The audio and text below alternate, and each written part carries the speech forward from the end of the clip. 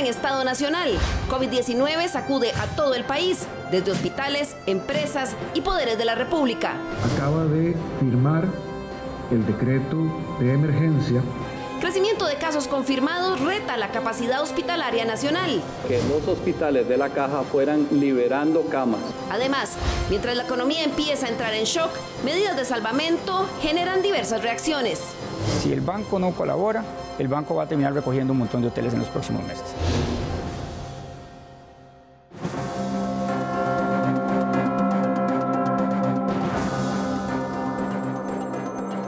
Muy buenos días y bienvenidos a una nueva edición de Estado Nacional. Este domingo 22 de marzo. Llegamos hasta su hogar en un difícil contexto en el que una pandemia global, la del COVID-19, ha puesto contra las cuerdas al mundo, pero también ha cambiado totalmente la normalidad de nuestras vidas.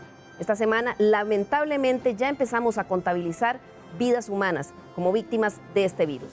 Hoy, en la Mesa de Estado Nacional, estamos cumpliendo con parte de los requisitos que está pidiendo el Ministerio de Salud, estando al 50% del aforo, pero tenemos 4 participantes. Vamos a tener 2 aquí en la mesa principal, 1 en nuestro set, donde vamos a estar acompañado también con un médico y otra persona en otro de nuestros participantes en el Congreso.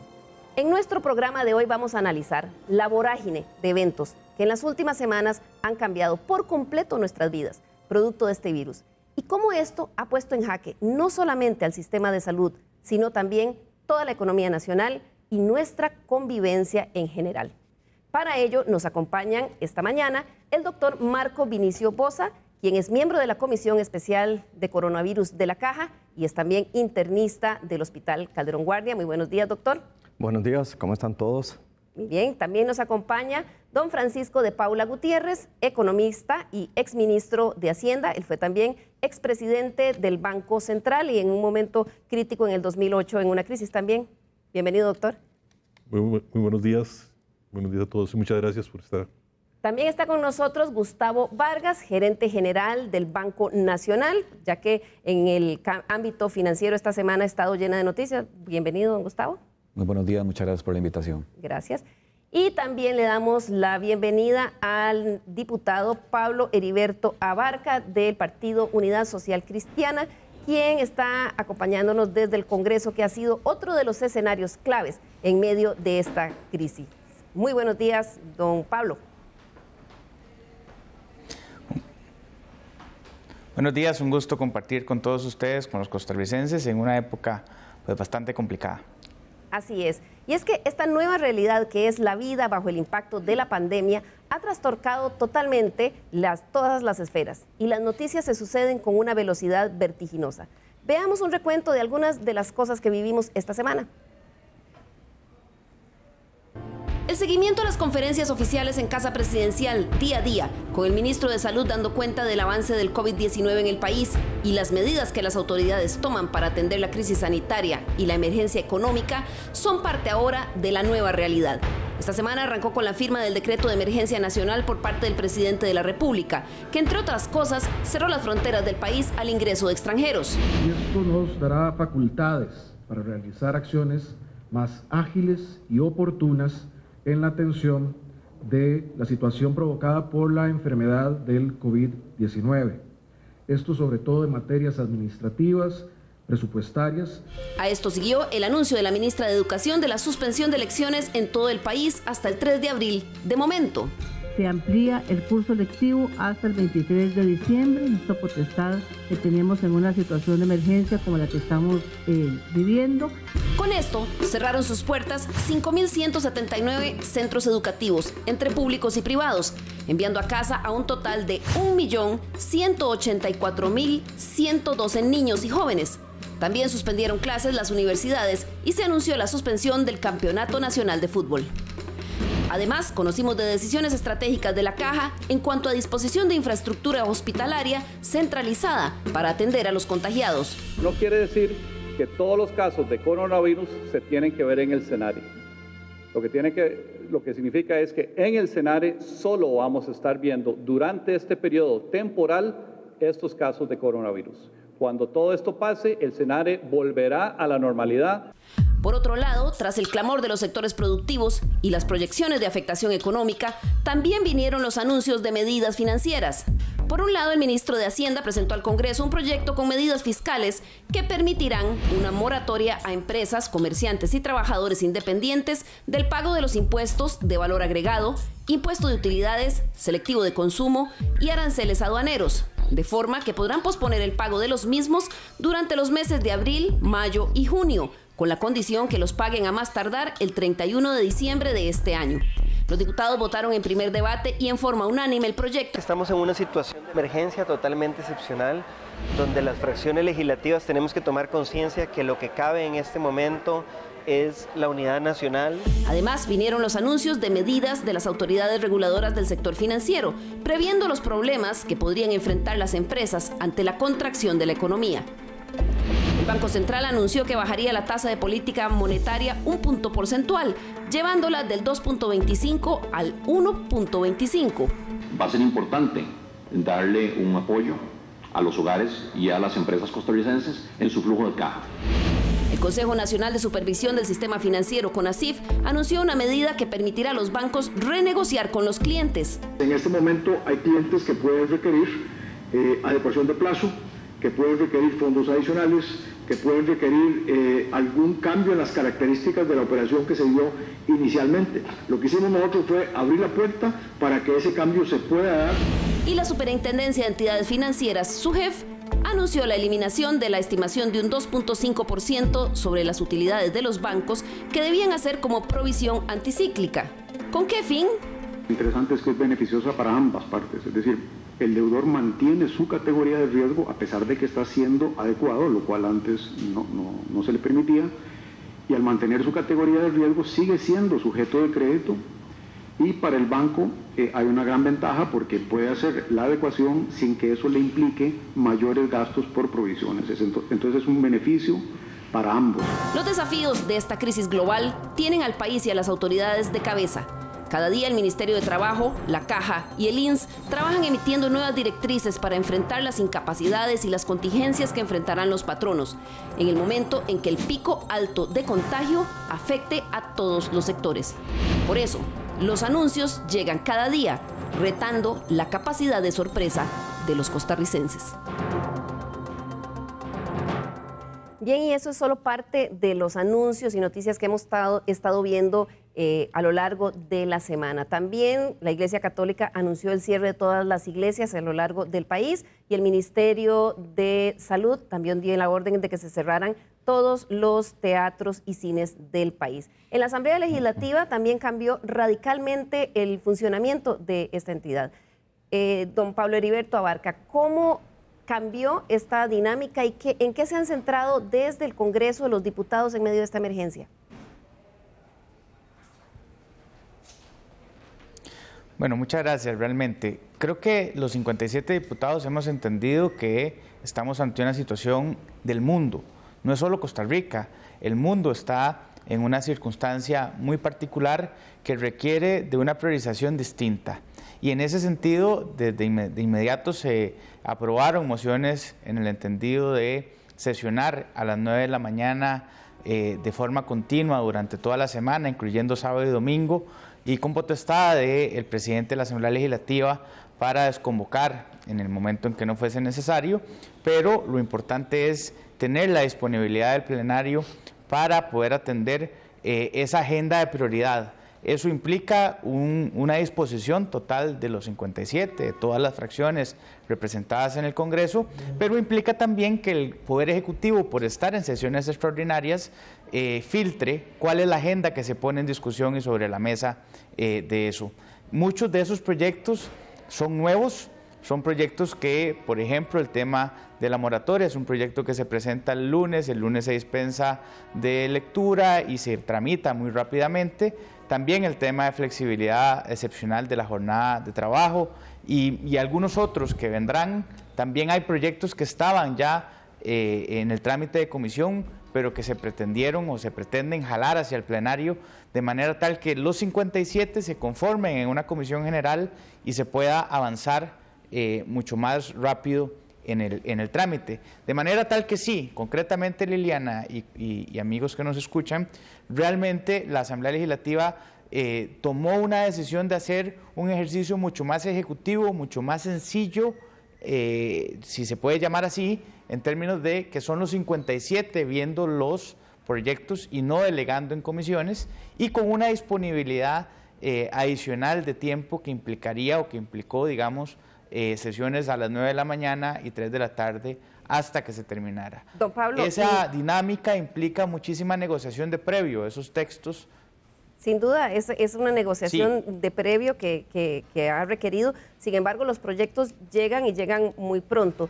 Don Francisco de Paula Gutiérrez, economista y quien fue, como decíamos al principio, estuvo al frente del Banco Central de Costa Rica en momentos también de una crisis de muy diferente naturaleza, más financiera que de otro tipo, en el 2008, pero que también está aquí hoy en la Mesa de Estado Nacional para analizar con nosotros esta situación. Un proyecto como el de moratoria fiscal, que fue de los primeros que se envió, el ministro de Hacienda lo envió. ¿Cómo lo ve usted y cómo ve la forma en que los diputados lo han acogido? A mí ese proyecto me preocupa mucho, porque yo creo que el tema que tenemos entre manos es un tema complejo, muy difícil en un país que está en una economía, en una situación muy complicada. Porque si nosotros tuviéramos una situación fiscal cómoda, no se preocupa uno tanto, pero venimos saliendo de un déficit del 7% del Producto Interno Bruto. Y entonces el pensar en soluciones fiscales debe llevar consigo el pensamiento de cómo podemos hacer para tener cosas muy efectivas, apuntando casi con mira telescópica en vez de con escopeta para tratar de pegarle a todo. ¿Le parece que ha sido en este caso? A mí me parece que este lado, es que si usted ve el proyecto, ¿quiénes se van a beneficiar por el proyecto? Sí, se van a beneficiar los que tenemos que pagar, o tienen que pagar impuesto a la renta. Eso sí, a eso les estamos dando un espacio de 9 meses. Los que tienen que pagar el impuesto al valor agregado, los consumidores no se están beneficiando. Y las empresas y los comerciantes le tendrán que seguir cobrando a uno el impuesto del valor agregado, porque ellos lo van a tener que enterar, tal vez no ahora, sino después. Así es que entonces, ese beneficio del impuesto al valor agregado es para el comerciante más que para el consumidor.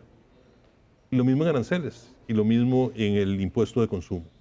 Entonces uno ve un sacrificio fiscal importante que va a estar concentrado y que su beneficio llega básicamente, no necesariamente a los que lo requieren. Don Pablo, ustedes en el Congreso, un poco, ¿cuáles valoraciones hicieron en el análisis para el primer debate que le dieron el lunes a este proyecto? ¿Lunes o martes fue a este proyecto? Sí, lo que es importante tal vez es decir que ese es un primer paso que tiene un objetivo de de detener la destrucción del empleo y de generar una calma. Yo estoy de acuerdo con don Francisco que obviamente eso no es suficiente. Hay que decir que no es una exoneración, sino que lo que se está es difiriendo el pago de aquí a diciembre, y que en diciembre se puede hacer un arreglo de pagos si no se ha concretado. Es decir, no se está perdonando ni siquiera al comerciante, sino que lo que se está es haciendo un espacio de 3 meses para pasarlo completo hacia adelante, de forma que comprendo y entiendo, y además le doy la razón de que no es suficiente y que no incluye al consumidor final ni al que hoy está perdiendo el empleo. Esas cosas vienen posteriormente. Me parece que ese primer ejercicio que duramos 12 horas para votarlo en primer debate fue un primer paso, que es solo un primer paso que de muchos. Yo creo y estoy seguro, si esto se alarga, que tendremos que tomar decisiones mucho más contundentes y mucho más complicadas en la situación fiscal que también comprendo que tiene el país. Don Pablo, sobre eso, esa observación que hacía don Francisco sobre el tema, ¿valoraron ustedes el impacto que esto va a tener en las finanzas públicas en el mediano o cortísimo plazo? Sí, lo que se está, como le dije, yo creo que esto es un efecto flujo de caja. Lo que se está planteando no es que se tenga una disminución en la totalidad de ese ingreso, aunque sí va a suceder de manera natural, porque, por ejemplo, la industria turística está apagada, se bajó el switch en términos de cerrar las fronteras, y si no ingresa ningún turista, pues no habrá ninguna actividad económica y por lo tanto no habrá ningún IVA que pagar, y habrá una disminución en la renta al final del periodo. Pero insisto, esto es un tema de efecto de flujo de caja, no se está perdonando absolutamente nada y por lo tanto es insuficiente y por lo tanto no podríamos llegar con total efectividad. Probablemente si esto se prolonga habrá que pensar en una exoneración posterior o habrá que pensar además en, digamos, una serie de medidas adicionales. Hay que pensar en subsidios para la gente que tiene ahora jornadas de 50% o fue despedida. Hay que también pensar en cómo vamos a resolver el tema de los créditos con hipoteca y hay que salirse de la ortodoxia económica que ha acostumbrado el Banco Central, y un chico ahí, don Francisco, pues obviamente pues puede darme bastante cátedra al tema y podemos debatir, pero claramente me parece que estamos ante una situación particular que ciertamente solo se ha empezado a ver pues muy por encima. Don Francisco. Sí, no, yo creo que estamos en una situación muy particular, una situación muy difícil, y por eso creo, pero también estamos en una situación global, fiscal, muy difícil. Y por eso yo creo que hay que pensar las cosas bien y hacer las cosas bien. Este proyecto que se aprobó en esta semana, mi impresión personal es que lo que da es un beneficio a quien no lo necesita. Porque este proyecto no está llegando a la gente que no está vendiendo en este momento, como muy bien lo decía el señor diputado. Este proyecto está llegando a gente que generó utilidades, que debería haber pagado sobre esas utilidades y que ahora las puede guardar hasta diciembre sin pagar intereses. O sea, los intereses los vamos a tener que pagar los costarricenses para poder endeudarnos y poder satisfacer entonces el costo de esa deuda adicional porque simplemente se está difiriendo el pago. Tiene razón el señor diputado, lo que se está es difiriendo, esperando que eso sí, que el 31 de diciembre lo paguen. Y curiosamente en el proyecto, si no lo pagan el 31 de diciembre, no hay ningún costo para ellos. Don Francisco, ¿y cuáles serían medidas entonces que sí beneficiaran a los que les está impactando de entrada fuerte? Y ya vamos a conversar con don Gustavo ahora del tema de las medidas financieras que creo que sí van mucho más dirigidas a los bancos para las empresas que están endeudadas. Pero ¿cuáles son medidas que usted cree que fueran más efectivas? Yo creo que son más efectivas las medidas financieras que apoyen a las empresas que están endeudadas. Ahí sí van a ayudarles en el flujo de caja. Si una empresa de turismo, por ejemplo, en este momento no está generando utilidades, no pueden tener ningún beneficio por el IVA, no tiene ningún beneficio por los aranceles, la parte de renta no está generando renta, así es que eso no lo va a beneficiar. A quien está beneficiando es el que no lo necesita necesariamente. En cambio, sí va a necesitar apoyo en su flujo de caja para poder entrar y poder satisfacer los pagos que tengan que hacer. Y a lo mejor entonces hay que empezar a pensar en medidas distintas. Por ejemplo, uno podría esperar que una vez que pase la parte aguda de esta pandemia, que yo espero que pase algún día, de ver al Estado, en vez de estar dándole la plata a empresas que no la están necesitando, ver al Estado apoyando campañas de turismo para poder volver a llenar el turismo y volver a hacer que la gente viaje a Costa Rica. Claro. Eso me parecería que sería mucho más efectivo que lo que se hizo esta semana. Don Francisco, vimos el anuncio en el Banco Central con CONACYF y SUGEF, las medidas que anunciaron para flexibilizar un poco esa negociación con los clientes y también la instancia que le hizo el gobierno a los bancos estatales de que fueran más flexibles. ¿Cómo lo van a implementar ustedes? Muchísimas gracias. La idea, un poco como señalaba don Francisco, es primero dirigir los esfuerzos y los recursos hacia aquellas empresas que lo necesitan más.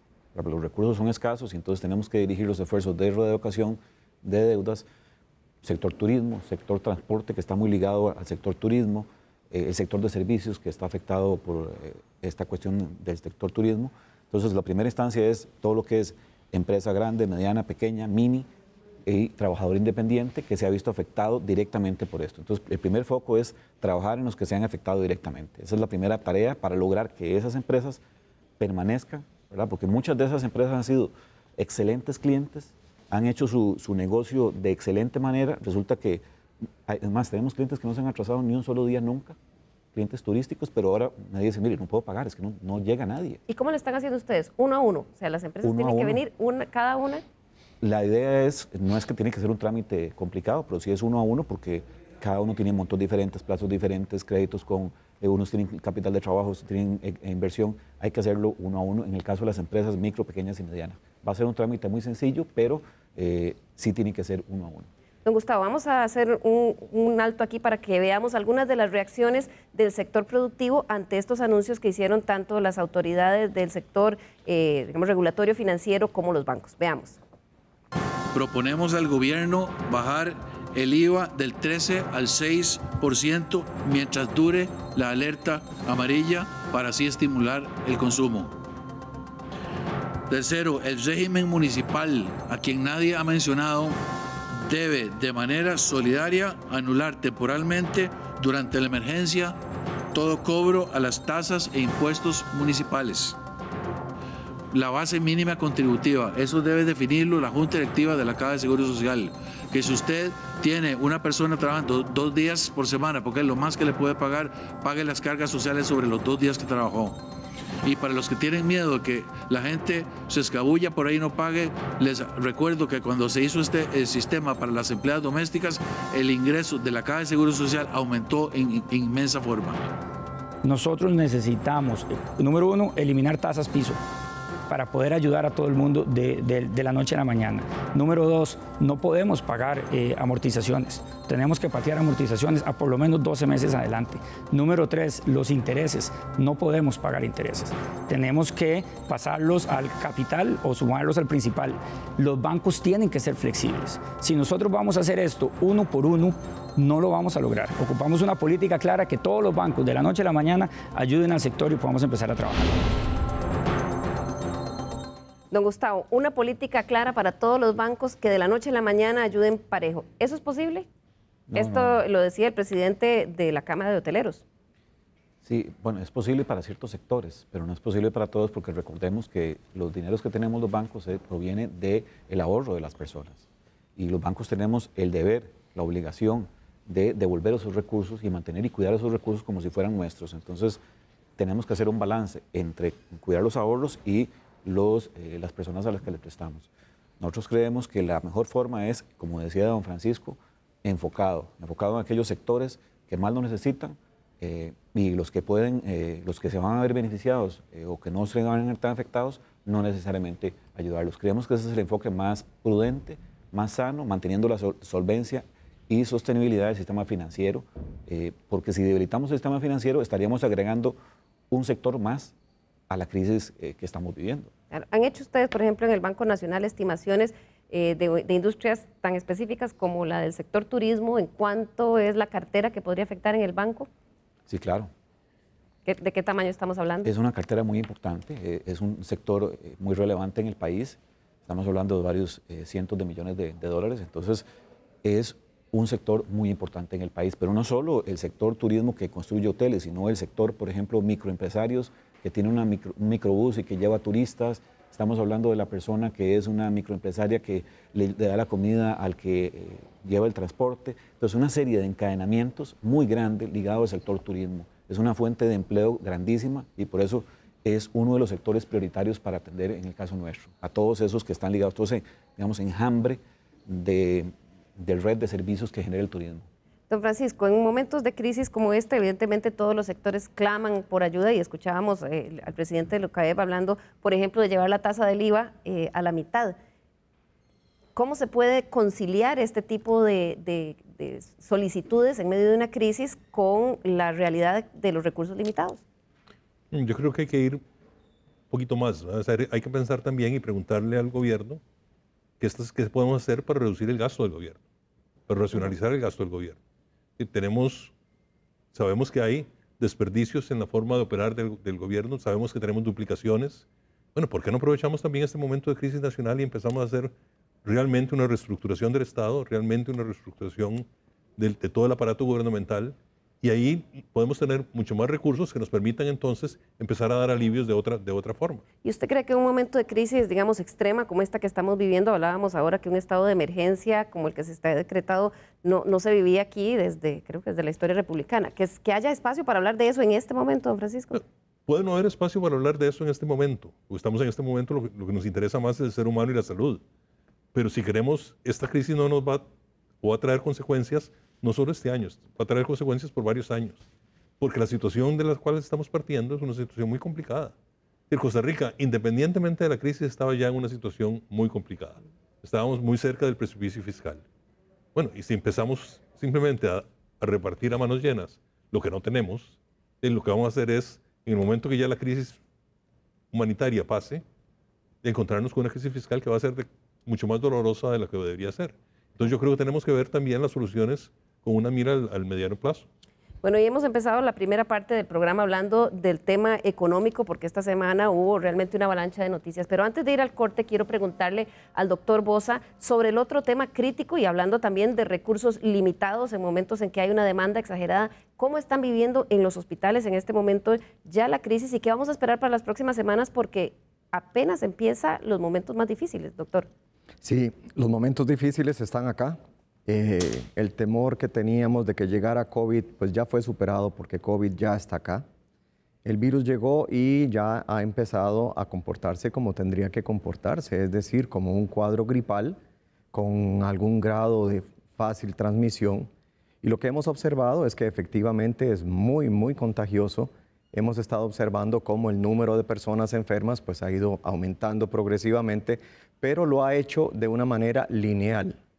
Todavía estamos en esa primera parte de la curva donde todavía es totalmente manejable el asunto. Han habido cambios importantísimos en la estructura de la atención a la salud de las personas. Hemos visto cómo se han diferenciado las consultas urgentes, de modo que los cuadros gripales o los cuadros febriles vengan por un lado y las demás cosas vayan por otro, con el propósito de separar, de segregar o de no mantener en un mismo espacio enfermos diferentes, a evitar el contagio sobre todo. A nivel de clínica se está dando exactamente el mismo proceso y además de eso tenemos un proceso grande, importantísimo en hospitales. Hemos llegado al convencimiento de que los hospitales tienen que estar lo más vacíos posible dentro de lo que la salud del costarricense permita. Está claro que mientras se da la infección de COVID-19, pues siguen habiendo apendicitis, siguen habiendo cólicos biliares, seguirá habiendo dolores de corazón, tendremos problemas circulatorios, tendremos problemas de todo, ¿verdad? Sin duda seguimos con la demanda normal. Vamos a hacer una primera pausa comercial y ya casi regresamos para analizar realmente cómo está la red hospitalaria nacional para enfrentar esta crisis. Ya volvemos.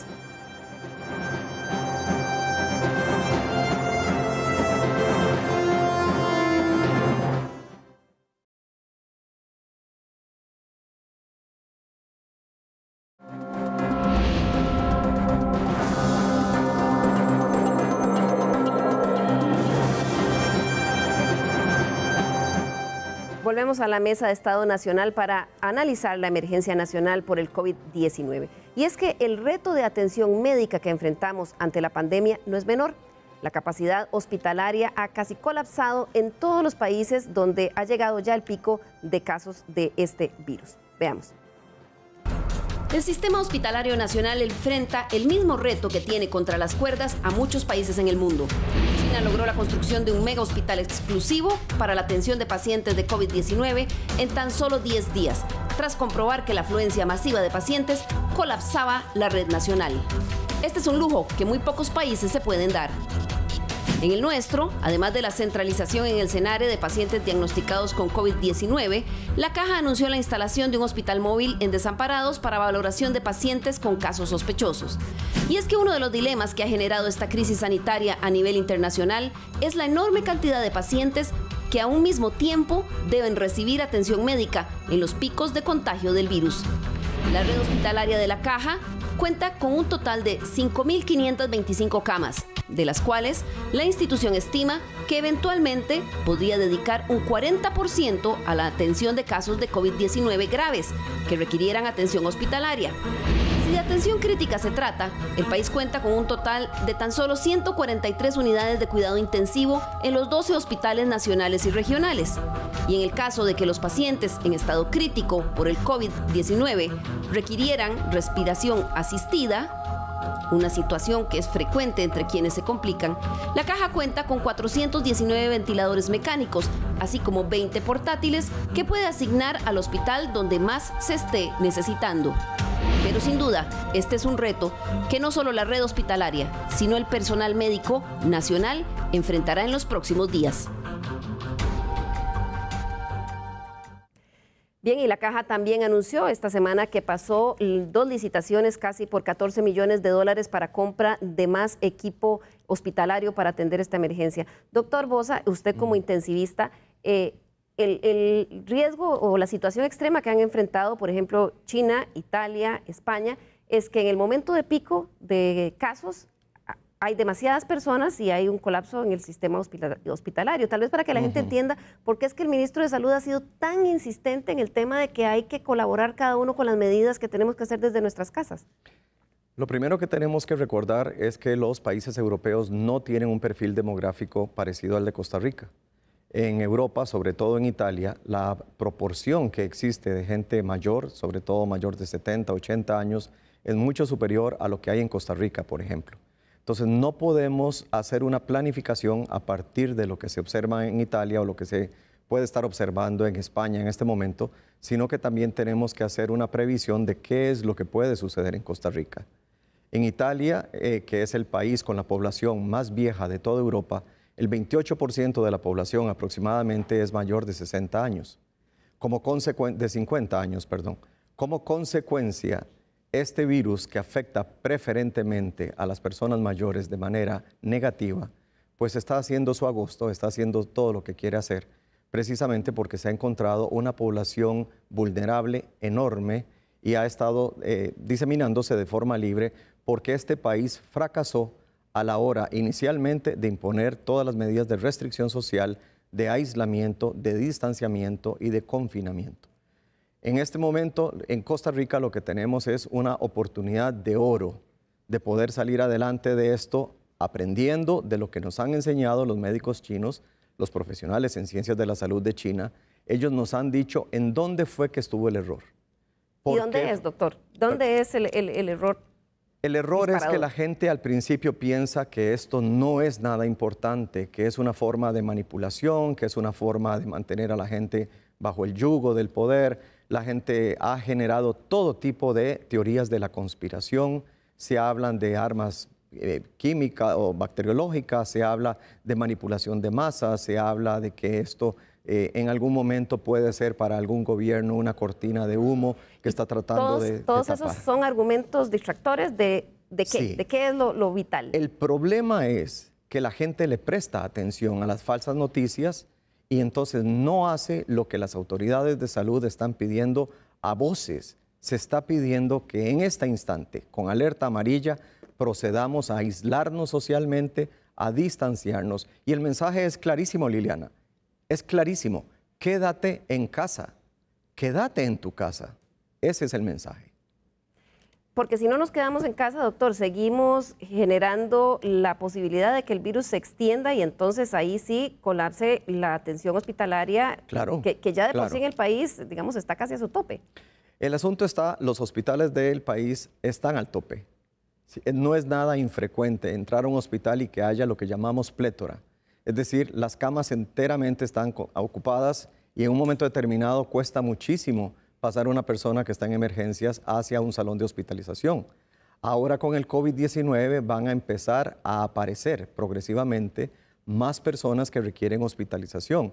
El punto es, ¿dónde los vamos a tener? Bueno, entonces estamos tomando medidas, estamos enviando a la casa personas que estaban para estudios solamente en los hospitales, estamos asumiendo programas ambulatorios para completar esquemas de antibióticos, estamos completando esquemas de analgesia y de rehabilitación a domicilio o ambulatorias completamente.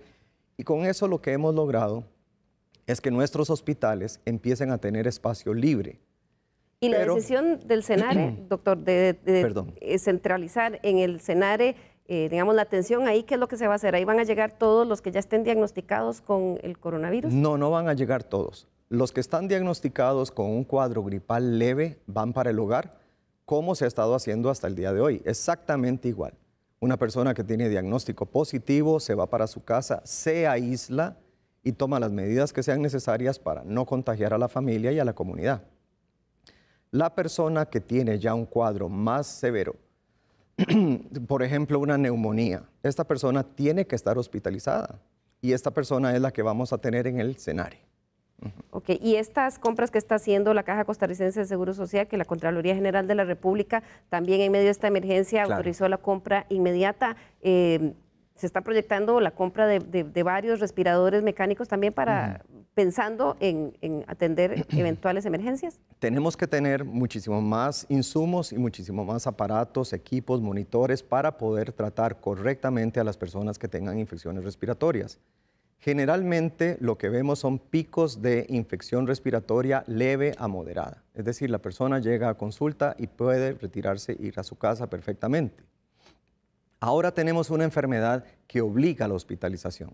Y además de esto, es una enfermedad que obliga al aislamiento, que obliga a un consumo enorme de equipos de protección personal que aumenta y encarece tremendamente el costo de la atención a la salud de las personas. Y entonces estamos haciendo diferentes compras. Estamos comprando, por un lado, equipos que nos va a permitir monitorizar y tratar correctamente a las personas y adicionalmente, mucho más urgente, estamos comprando equipos de protección personal para proteger a los profesionales de diferentes gremios de la salud con el propósito de que no se enfermen, porque sin profesionales y con una superabundancia de pacientes podríamos tener problemas muy serios. Y de ahí la importancia de que la gente siga este casi mandato que está haciendo el ministro de Salud de quedarse en casa y hacer el aislamiento social, y por eso hemos cerrado fronteras. Definitivamente, Liliana, lo que estamos teniendo clarísimo es que todo el mundo ha servido de escuela para Costa Rica. Es decir, estamos con la escuela de China. China nos está diciendo aíslense, aíslense. Nosotros no lo hicimos tempranamente y estamos pagando las consecuencias. Hemos tenido que construir no uno, 2 hospitales en tiempo récord precisamente para poder hacerle frente a la cantidad de infectados. Por otro lado, Italia está haciendo lo mismo, nos está diciendo aíslense, métanse en la casa, no salgan. Nosotros no lo hicimos, preferimos quedarnos en la casa, en la calle, preferimos seguir con nuestros negocios, preferimos seguir con nuestra vida normal y ahora estamos pagando las consecuencias. Todos nos dicen, Costa Rica, usted está a tiempo, hágalo, no lo piense, no lo dude, que no le tiemble la mano, métase a la casa y no salga. Eso es lo que en este momento es urgente para el país, que la gente entienda que durante un par de semanas tenemos que estar en la casa. Va a ser muy aburrido para los niños, va a ser tedioso para los adolescentes, pero para todo mundo va a ser la única oportunidad de aplanar la curva de contagio y con ello evitar que el sistema de salud se sature. Ese es precisamente el desafío, y don Francisco y don Gustavo, que lo que estamos viendo, y doctor, en el mundo es que hay que quedarse en casa y hay que cerrar fronteras en muchos casos, está pasando en el resto de países, pero esto tiene un costo económico, don Francisco. Sí, desde luego, desde luego. Sí, no se puede ignorar, y yo creo que lo que está haciendo el Ministerio de Salud realmente es encomiable, porque estás dándonos una lección de civismo y está mandándonos realmente a protegernos y a cuidarnos como país, y eso nos va a permitir, creo yo y espero, poder solucionar este problema sin tanto costo humano como lo que está pasando España e Italia. Pero de eso implica también sacrificar cosas, ¿no? Y sacrificar cosas en el campo económico. Lo que yo no veo es que hayan las soluciones mágicas en el campo económico, ¿no? Sino que el campo económico son soluciones que tienen que venir bien pensadas, porque tenemos una situación, y yo no quiero ver a un país saliendo de este problema puramente, digamos, sanitario, de salud, y caer en una crisis económica fuerte. ¿No? Don Gustavo, y es que precisamente la magnitud del impacto económico que esta crisis sanitaria tiene, no hay forma de cuantificarlo en este momento. Pero ustedes, ¿a partir de cuándo ya están empezando a hacer arreglos o ya los hicieron? ¿O cuál es el plan en el Banco Nacional, que me imagino que es uno de los más grandes en cuanto a colocación de crédito? Sí, muchísimas gracias. Nada más quisiera enfatizar algo, porque se habla mucho del costo de las medidas que está tomando el Ministerio de Salud, pero no se habla del costo que tendría si no tomamos esas medidas. Claro. Sería de una dimensión catastrófica. Entonces, por supuesto, va a tener un costo las medidas, el aislamiento tiene un costo, pero es un costo mucho menor comparado que si no tomamos las medidas. Entonces, hay que partir de eso. Entonces, ese costo ya tenemos que asumirlo, y lo que estamos haciendo en el Banco Nacional es apoyar a los sectores productivos enfocando los recursos donde los necesitan. Primero las empresas para que resguardar el empleo, de aquellos sectores que están viéndose más afectados. Ahí es donde creemos que tenemos que enfocar, como dicen las baterías, los recursos para lograr que la menor cantidad posible de empresas se vea afectada y ojalá que el flujo de caja, logran pasar ese bache de flujo de caja y después que haya pasado esto, hacer campañas, promociones para que esos negocios florezcan y el país levante. Esa es, digamos, la estrategia que estamos siguiendo. Y para contestar su consulta, ya estamos iniciando con el proceso de ajustes para las empresas, de reeducaciones, de revisar plazos, tasas, etcétera, para ayudarles desde ya. Claro.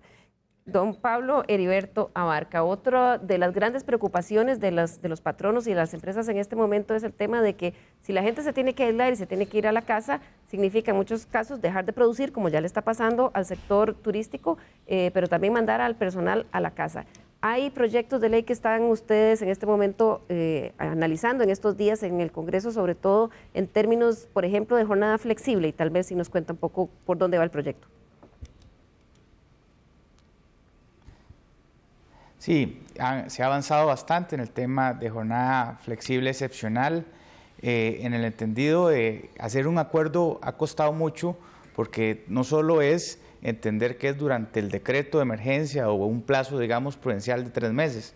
Es que industrias en las que se ha apagado el switch, no porque se abran las fronteras mañana vamos a estar llenos de turistas el día siguiente. Esto va a tener una repercusión mucho mayor y por lo tanto las leyes tienen que resguardar esa realidad. Esa realidad implica, digamos, una serie de acomodos importantes, pero sobre todo de confianza. Y esa confianza cuesta mucho construirla en términos de que alguien pueda abusar de la norma y que pueda ocasionar más bien el detrimento de un derecho o seguridad jurídica del otro extremo. De manera tal que sí se está hablando de una jornada excepcional, se ha avanzado bastante en el tema. Se está hablando de utilizar una serie de empréstitos para generar un subsidio de desempleo. Eso hay que tenerlo muy bien. Se han hecho las observaciones en cuanto a cuánto sería el monto. No es lo mismo una persona que estaba empleada y que dejó de tener empleo, digamos que tenía un ingreso o un gasto determinado y que ya lo tenía cubierto, a una persona que recibe, digamos, la pensión del régimen no contributivo de pensiones y tiene, digamos, una particularidad distinta. En esos escenarios me parece que hay que puntualizarlos. Esa discusión vendrá en estas semanas que siguen y esta semana que sigue también un poco ir viendo cuánto es el tamaño de esto. No lo tenemos claro.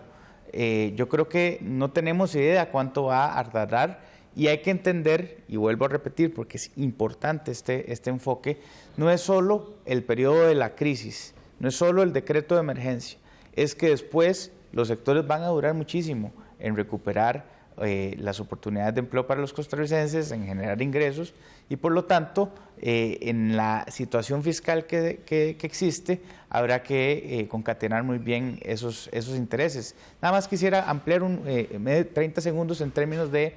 Me parece que las medidas que se ha tomado en cuanto a los créditos hipotecarios me parece son insuficientes. Hay que salirse de la ortodoxia económica y meter al Banco Central abriendo ventanilla y que podamos encontrar un mecanismo revolutivo que puede ser un fideicomiso que genere, digamos, un fondo para subsidiar algunos de los créditos hipotecarios durante algún tiempo, que después se carguen al capital y que posteriormente puedan ser devueltos. Yo creo que hay maneras, hay que pensar distinto, hay que salirnos de la caja, no es solo saliendo con una solución ahí general de uno a uno, porque realmente me parece que la situación en la que están muchísimos sectores, sobre todo el turístico que sostiene gran cantidad del empleo de Costa Rica, está en una situación de apagado. Don Francisco, ¿cómo ve usted esas medidas de las que habla don Pablo Heriberto? A mí me llama mucho la atención el tema de la flexibilidad de la jornada laboral, porque yo creo que eso permitiría a las empresas que así lo puedan hacer, que están operando a media máquina, tener una planilla que por lo menos pueda ofrecer trabajo e ingreso a la población. Si nos suponemos de que tiene que ser o todo o nada, es un tanto absurdo. Escenarios extremos. Lo mismo me parece que es importante la flexibilización en las cargas del seguro social. Si una persona trabaja medio tiempo, cobra en el medio tiempo. Y entonces de esa manera podemos empezar a tener las redes de seguridad social mucho más amplia y la red de trabajo mucho más abierta. En el tema que mencionaba don Pablo Heriberto de salirse un poco de la caja, a mí a veces me da mucho miedo cuando la gente quiere salirse mucho de la caja, porque de una u otra forma acabamos tomando decisiones que son muy costosas para un país que tiene una situación difícil aún sin esta crisis de salud. Pero sí es posible pensar en mecanismos distintos. Es decir, la Reserva Federal de los Estados Unidos hace mucho tiempo empezó dando lo que llamaban el quantitative easing, que era un poco de fondos para comprar algunos bonos de gobierno en un determinado momento. Bueno, puede hacerlo eso el Banco Central lo sabrá y se podrá medir, ¿verdad? Si podemos tener ese tipo de apoyos en un determinado momento. Pero no puede ser como ya encontramos la magia y ya solucionamos el problema sin dolor.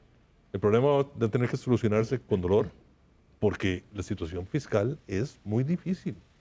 Si Costa Rica hubiera el año pasado cumplido con la norma fiscal que teníamos, si en vez de cerrar en un 7% de déficit hubiéramos cerrado un 6,5%, un 6, un 5,5%, tendríamos mucho más credibilidad a la comunidad internacional para poder llegar a solicitar apoyos. Por eso que a mí me parece que también sería importante ir a tocar la puerta del Fondo Monetario Internacional ya. Y hay recursos para eso. El fondo tiene algunos recursos, ha estado anunciando recursos, pero además nos daría un poco el sello de que el país está entrando en un proceso de ajuste ordenado para que cuando ya pase esta emergencia, cuando ya todo el mundo se vuelva a su casa, no nos vean y digan ¿y qué están haciendo los costarricenses? ¿Qué hicieron los costarricenses? Don Gustavo, y don Francisco habla de plazos. Más o menos, ¿en cuánto plazo creen ustedes que esto vuelva a la normalidad o durante cuánto tiempo van a estar flexibles con las empresas para enfrentar esta situación? Tenemos que ser todo lo flexibles que las empresas necesiten. La esperanza, ¿verdad? Una cosa es lo que uno espera. Esperamos que sea esto corto plazo, la parte, digamos, de salud, ojalá 3, 4 meses, pero sí la parte económica vamos a durar alrededor de 12 a 18 meses para una recuperación total. 12 a 18 meses. Va a ser un plazo extendido, porque recuperar la actividad económica de un parón tan fuerte no es tan rápido. Y es que no es solo aquí, el parón es en Estados Unidos, en Europa. Mientras esa actividad económica se recupera, va a tardar buen tiempo. Entonces tenemos que prepararnos para esa situación. Ya entrando en la recta final, una pregunta muy concreta, don Francisco. ¿Usted piensa que estas medidas de flexibilización, sobre todo en el tema fiscal, que se han presentado y que se aprobaron en el Congreso, podrían llevar a la unidad de cuidados intensivos o incluso llevar a la cifra de fatalidades a las finanzas públicas? Yo creo que si se exagera con eso, sí. Lo que tenemos acá es un subsidio, yo creo que a grupos que no lo necesitaban, de una manera tan urgente. Yo espero que ese subsidio se quede limitado a eso. Y por eso me da mucho miedo cuando los procesos son tan rápidos, porque no hay tiempo ni tan siquiera de pensarlo y discutirlo.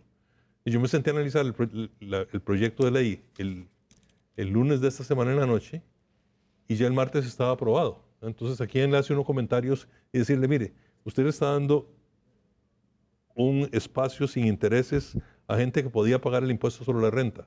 ¿Lo necesitaba o no lo necesitaba? Usted en la exposición de motivos dijo que esto era para proteger el empleo. En ningún momento ya en la ley aparece ninguna condición de que sea para proteger el empleo los que se beneficien de eso. Entonces, el tratar de apurarse, mi abuelo decía, vísteme despacio que tengo prisa. Yo creo que cuando tratamos de hacer las cosas muy rápido, vamos a estar cometiendo errores.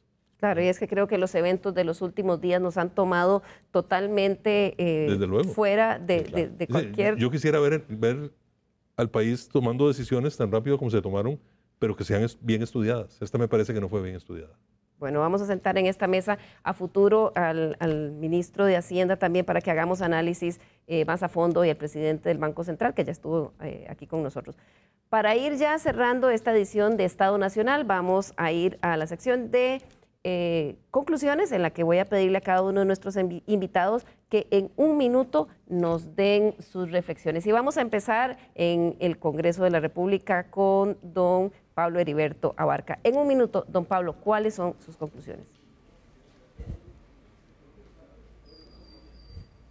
Me parece sustancial decirle a los costarricenses que los 57 diputados estamos muy conscientes de la situación mundial que vive que vivimos todos hoy, que estamos a full en sesiones a doble turno, en días no hábiles, con la total disposición de avanzar, pero que también es indispensable que esos avances y esas, digamos, iniciativas surjan del Poder Ejecutivo y que se haga un esfuerzo para que sean una herramienta no solo que ponga en peligro las finanzas públicas, sino también que dé seguridades a los diferentes sectores. Estamos apenas empezando, creo que lo que se ha avanzado es, digamos, básico, diría general, y después habrá que estar especializándose en sectores. Hay sectores que están apagados, que están con cero ingreso, y eso implicará mucho tiempo para recuperar.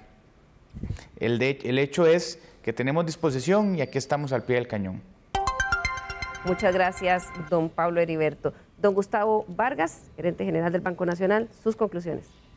Bueno, lo primero es que es una crisis difícil para el país, tenemos que tomar conciencia de eso, que van a haber unos sectores afectados, otros no tanto. Y pongo un ejemplo, el país tiene centros de servicios compartidos de empresas del exterior, de zonas francas, que van a seguir operando. Entonces, el sector turismo sí va a ser afectado, algunas partes del sector exportador. Tenemos que tener claridad de que algunos sectores se van a ver afectados más que otros. Y entonces la idea es, desde parte del Banco Nacional y del sector financiero, es dirigir los recursos y los esfuerzos hacia aquellas áreas que más lo necesitan. Tenemos también que cuidar el sistema financiero como un todo, la estabilidad y la solvencia del sistema financiero, porque es vital que el sistema financiero se mantenga estable y solvente en esta crisis. No podemos agregar problemas, sino que más bien lograr que el sistema financiero pueda ayudar a los sectores, pero que se mantenga solvente y con buena liquidez. Muchas gracias, don Gustavo, y seguimos con don Francisco de Paula Gutiérrez, un líder que se ha forjado también en estados de crisis. Don Francisco, sus conclusiones. En primer lugar, muchas gracias por la oportunidad de compartir con ustedes en esta mañana de domingo 22 de marzo. Yo creo que tenemos que actuar con urgencia, pero con visión de mediano y largo plazo. O sea, que las acciones que tomemos hoy, salvo aquellas que sean estrictamente necesarias para atacar problemas demasiado urgentes, las veamos siempre en el contexto de qué va a pasar después de que salgamos de esta emergencia. Porque el país sigue con su emergencia fiscal y con su emergencia económica y sus problemas económicos, y eso no los está solucionando tan rápidamente. Entonces, aprovechar la oportunidad, aprovechar esta disposición de tomar decisiones, de actuar y de trabajar para pensar también en cosas más de largo plazo, entrarle a temas de reformas del Estado, entrarle a temas de reformas del mercado laboral, a que todas esas cosas nos permitirían tener un país mucho más sólido y mucho más fuerte para enfrentar, Dios no lo quiera, otros eventos complicados como este. Muchas gracias, don Francisco. Y concluimos con el doctor Bosa, uno de esos soldados vestido de blanco que está en los hospitales luchando esta batalla por nosotros contra el virus. Doctor Bosa. Muchísimas gracias. Esta batalla la hemos empezado nosotros preparándonos, teniendo listos ya los EVAIS, las clínicas, los hospitales, pero la verdadera batalla, el verdadero esfuerzo lo va a combatir el costarricense, la costarricense. Este es el momento oportunísimo para pedirle al país entero que por favor cumplan las recomendaciones, las indicaciones, los llamados tanto del Ministerio de Salud como de la Caja del Seguro Social. El precio que estamos pagando si no hacemos las cosas que se nos dice no solamente es enfermedad de unos pocos o de unos muchos, es la vida de bastantes. Tenemos que recordar que si el sistema de salud colapsa, ni diabéticos, ni hipertensos, ni cardiópatas, ni personas con enfermedades de todas las naturalezas que tenemos van a poder ser atendidas correctamente. El colapso del sistema de salud depende totalmente en este momento del costarricense. Muchas gracias, doctor, y sin duda hacemos ecos de sus palabras. Llegamos así al final de esta nueva edición de Estado Nacional.